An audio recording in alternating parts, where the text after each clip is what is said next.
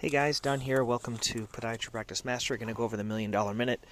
I wanted to share, I was recently at the American Shockwave Conference, which was good. It was a good conference. It was Saturday and Sunday. It's not so fun giving up Saturday and Sunday for one of these conferences. I was surprised to see not as many podiatrists. It tends to be the same ones that go to the Storts event.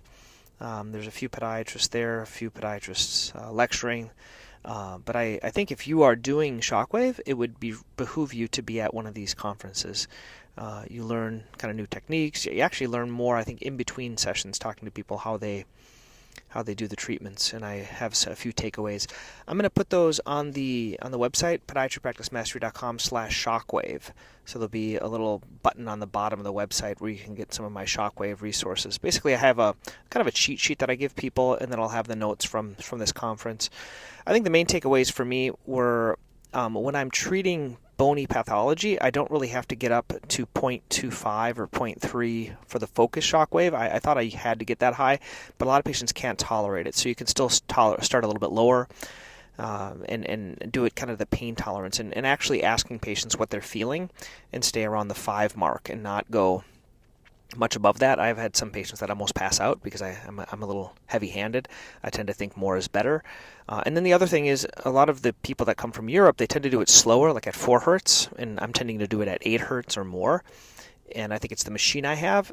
And I talk to them, and there's really no difference in terms of the improvement, especially with the focus shockwave. But they said, they feel like patients feel like they're getting more for their money, I guess, because it takes longer. I haven't quite found that. I tend to find that patients want to get in and out, and it helps with the pain a little bit to not go as high. A couple of other things that I hadn't been doing, I haven't been doing many wounds, and I think wounds might be an area, especially with our softwave that we have, wounds might be an option for that.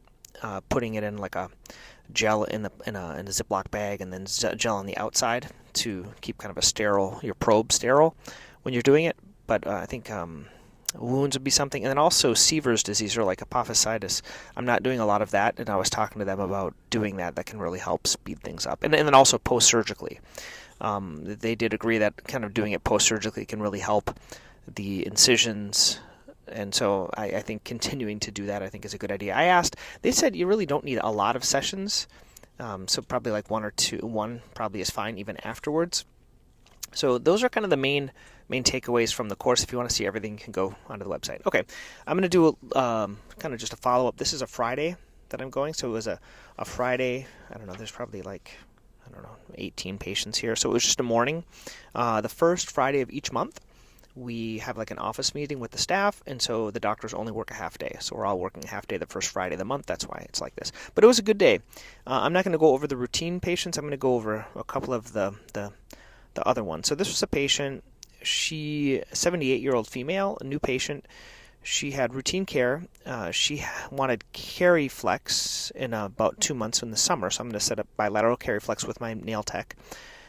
She also had some foot pain, and so we scanned her for orthotics. So that was orthotic number 1 that had an office visit. There's another patient that got nails and then ABIs. There was another patient that this was a 75-year-old female. She had a previous amputation of the 4th toe due to neuropathy. And now she has a new ulcer, so I debrided that ulcer. I'm going to see her back in a couple weeks for this ulcer, and I put her on an antibiotic just to be on the safe side. Another patient came in. She had some balance issues, so I referred her to PT for some balance training. Another patient was an 83-year-old patient. This is one that needed a flexor tenotomy of digits 2 and 3. And then she also had a painful callus, so we scanned her for orthotics. So this is a new patient, routine care. Next patient was a patient that had previously been on Jubilee, so she asked for another prescription. I did that. I didn't really think it worked, but I prescribed it to her. And then I also did Cara nail gel for her thickening of the nails. I think Cara nail gel or Vicks Vapor Rub, I think it just softens the nail, doesn't really clear up the fungus. Next patient was a 64-year-old man. He has a previous amputation, like a partial foot amputation on the left. Callus pattern, kind of high, and so I recommended an orthotic for him to offload with a partial amputation fill in the orthotic. So that was orthotic number 3, and then another patient was a 76-year-old female. She had a painful callus, so I recommended an orthotic for her. So 4 orthotics on a routine day was pretty good for me. I don't usually have that many. I don't know if I'm just offering it more or what, but it went well. And then another patient came in for possible chilblains, so I kind of talked to her about that, keeping the feet warm and things like that. That was the day. There was a little drama here in our practice today because I've been putting a lot of free things online people can download, and there's one called a shoe buying guide. And when you have a lot of content on your website, you don't really remember how many versions of things you have. So there may be an older version, but there's a big one of our best kind of referral sources to us, and we refer to them, is a local shoe store called Sneakerama. They do a great job. And in one of the previous maybe versions of my shoe buying guide, or one of my emails, I put them, instead of first, I put them second, and they were a little bit upset. So they didn't tell me this, they told my partner. But I did change the shoe buying guide, I guess. So it's something to take away. We have to be careful of who we're getting referrals from and giving referrals to. And I think there can sometimes be some competition with those. So I think he just wanted his name to be number 1 on the list. So I did that because he sends a lot to us as well. But it's just one of these things you have to kind of be careful when you're producing content, especially when there's multiple versions, because this shoe buying guide I tend to update every year. I send it out in different methods. Sometimes it's an email, so it can be kind of a complex process. But the good thing is these email downloads, I think we got 130 now the last 30 days, which is really good.